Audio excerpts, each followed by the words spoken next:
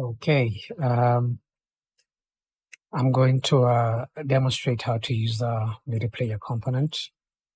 It's a new component that comes with the Metasounds extension for MidiEngine. So first what I'm going to do is I'm going to demonstrate what it does, and then I'll show you how to set it up, okay?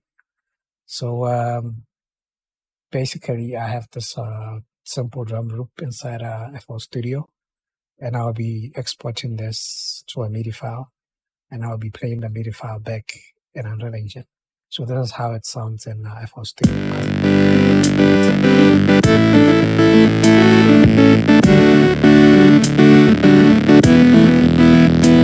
So clap hi-hat, okay?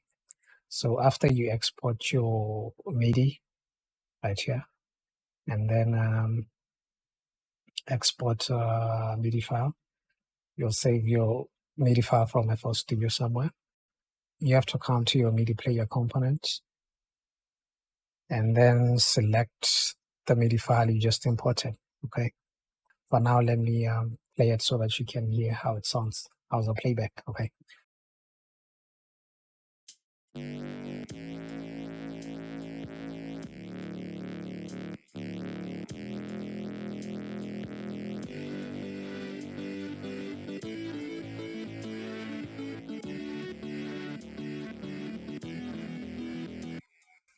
Okay, that's the gist of it.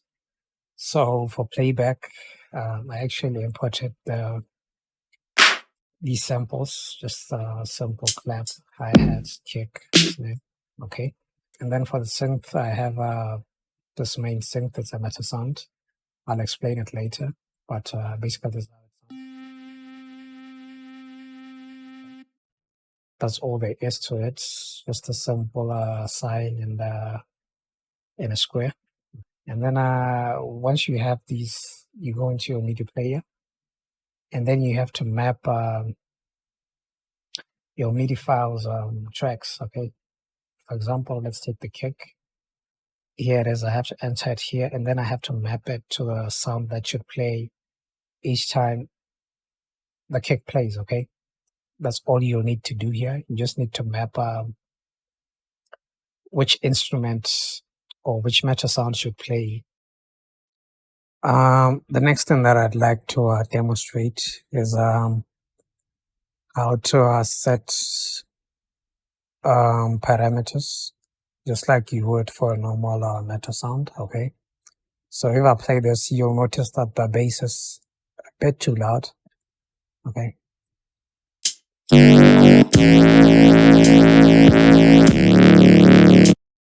Okay, let's say we'd like to adjust this at runtime, okay? To do that, it's pretty simple. Just get the VST interface.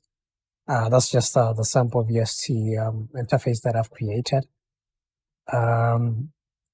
So just grab the MIDI player and then call this function, get VST by track name. So basically what this means is that if you enter bass here, it'll just grab the interface that's responsible for playing the bass, okay? So let's say for the bass, we want to reduce the velocity, okay? This is what you'll get.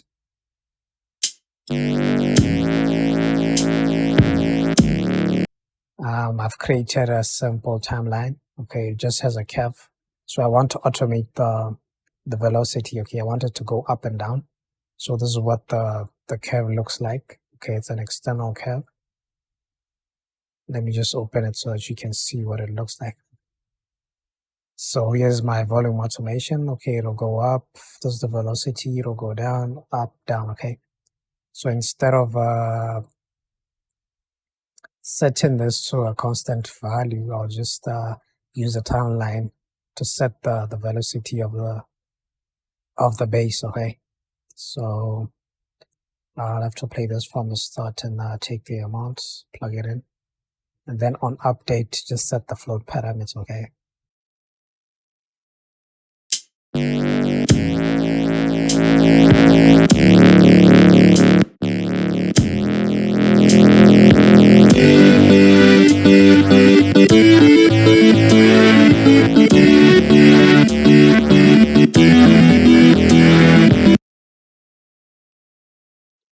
Okay, yeah. The next thing that I'd like to do is to introduce this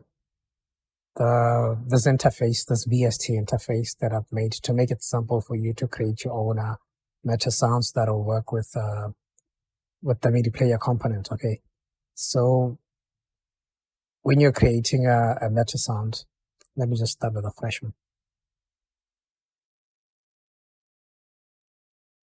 So yeah, when you're creating a new Metasound, there's this interface that you'll find here, the MidiEngine VST interface. Okay, just plug that in, and then you get these inputs by default, and then you can use these inputs anywhere in your graph, and the MIDI player component will set them for you. Okay, for example, you can get the duration. So if you want to know how long the note is, you know what? Let me just show you. Let me show you an example with an existing Metasound. Okay, I'll pick the simple one, the kick meta. So what I'm doing here, I've added the MidiEngine interface. All right, here is the VST interface, and then on play. Okay, I want to get the pitch shift. Okay, basically the pitch shift is the equivalent of what happens when FL Studio samples a kick. Okay, but then at the same time you are playing different keys. Okay, that's all FL Studio is doing, is just applying a pitch shift. Okay, so in Metasounds, to do that, just take this pitch shift node and plug it into the pitch shift. Okay, so let me just give an example to ensure that this Metasound will play for the length of the note. For example, here's the length. Okay, G2 goes from 1 to how long is this? I don't know, maybe 1 second. Okay, to ensure that it plays for 1 second and then stops, just like the MIDI note dictates. Okay, you take the duration, just add a trigger delay. Okay, and then after the delay, it will stop the Metasound playing. Okay, so the duration determines how long this Metasound plays if you set it up like this. Okay, the next thing I did, I took the MIDI note number. This MIDI note number is the same thing as here, and then converted it to a frequency. Okay, and then for the rest of the graph, I just use this frequency to create my sign. That's how I create.